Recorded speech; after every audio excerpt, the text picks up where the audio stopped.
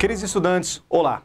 Depois de encerrarmos em nosso último módulo o estudo da República Velha, vamos avançar para a análise de um outro importante bloco da história republicana brasileira, que vamos chamar de Era Vargas, período situado entre os anos de 1930 e 1945.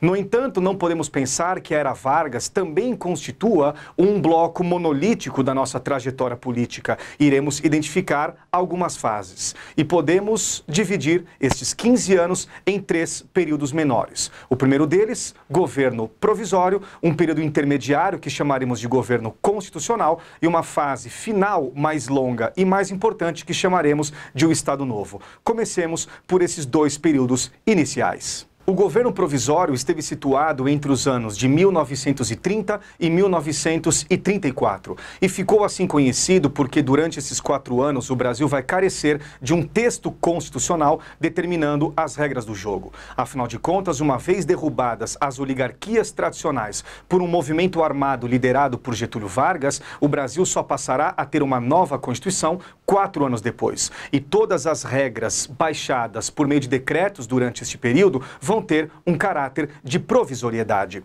E quem será o governante com plenos poderes durante este contexto? Será o chefe deste governo provisório e comandante do movimento revolucionário Getúlio Vargas, que será um ditador com plenos poderes. E entre as mais importantes criações de Getúlio Vargas durante este período, teremos 2 novos ministérios: o Ministério da Educação e da Saúde e o Ministério do Trabalho, Indústria e Comércio.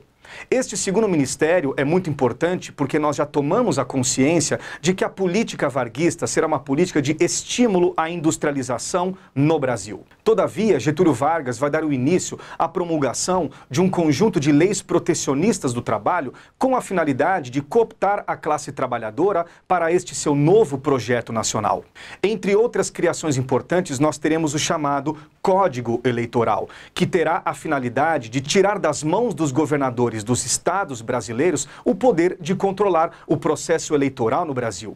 Entre as inovações do Código Eleitoral, nós teremos, em primeiro lugar, a criação de uma justiça eleitoral, que vai transferir para um tribunal federal a prerrogativa de comandar o processo eleitoral no país. Uma segunda mudança importante vai ser a extensão da prerrogativa do direito ao voto para as mulheres. Então teremos um avanço importante neste contexto, no sentido da conquista dos direitos eleitorais por parte das mulheres no Brasil.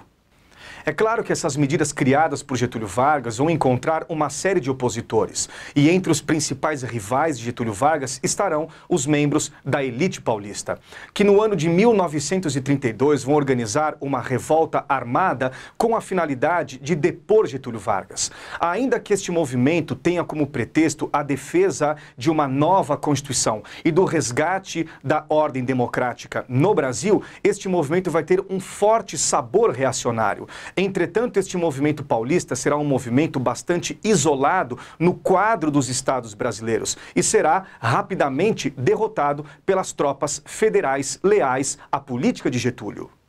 Mesmo assim, os paulistas não vão se dar moralmente por vencidos. Os paulistas vão dizer que foram derrotados nas armas, mas foram vencedores em suas pretensões políticas, porque meses depois de sua derrota, Getúlio Vargas vai convocar eleições para uma Assembleia Constituinte, e desta Assembleia nascerá uma outra Constituição, promulgada no dia 16 de julho de 1934. E essa nova Constituição, evidentemente, irá encerrar o governo provisório e dar início ao governo constitucional. E essa Constituição será bastante importante porque ela vai positivar na Carta Magna do Brasil as primeiras inovações legislativas realizadas por Getúlio Vargas. A Constituição de 1934, entre outras coisas, vai garantir a justiça do trabalho, a justiça eleitoral e também o voto feminino. No entanto, Getúlio Vargas era um exímio estrategista e negociante político. Getúlio vai negociar com a Assembleia Constituinte que as primeiras eleições por essa Constituição sejam eleições indiretas, ou seja, eleições realizadas na própria Assembleia Constituinte. E, evidentemente, Getúlio Vargas será vencedor deste pleito eleitoral. Por isso que, a partir de 1934, Getúlio Vargas vai exercer o mandato de presidente constitucional para um período de 4 anos. E por que este período não vai durar 4 anos? Porque desde o momento em que Vargas for empossado como presidente constitucional, Getúlio vai tramar um golpe de Estado. E qual será o contexto que vai propiciar a Getúlio concretizar a sua manobra política? A década de 30, não apenas no Brasil, mas sobretudo no continente europeu, foi uma década marcada por uma enorme polarização e radicalização político-ideológica. Neste período, duas importantes agremiações políticas vão polarizar o cenário nacional. E essas duas agremiações serão, respectivamente, a direita e a esquerda, a Ação Integralista Brasileira, ou AIB, e a Aliança Nacional Libertadora, ou ANL. A AIB era uma organização direitista de clara inspiração fascista.